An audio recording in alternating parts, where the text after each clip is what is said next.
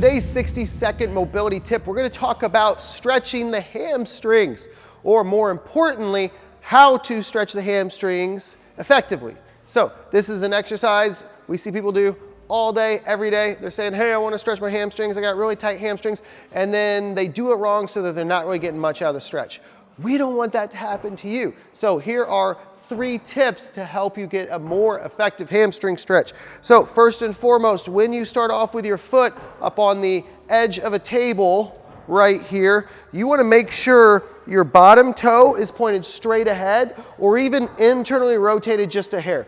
What you'll see when you put your foot up here, 99 times out of 100, someone's got this bottom foot pointed out away from them.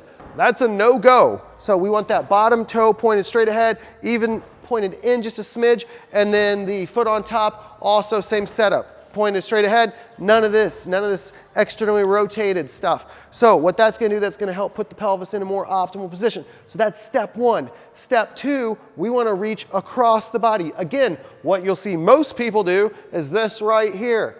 I'm not really getting much of a hamstring stretch because I'm rotating my pelvis whether I know it or not. So again, we want to turn into the front leg. So I'm going to reach across the body with the opposite hand.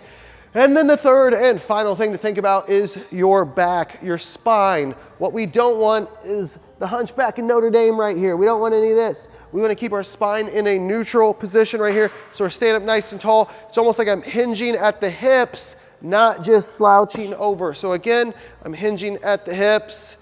We'll get a much more effective hamstring stretch. So, recap,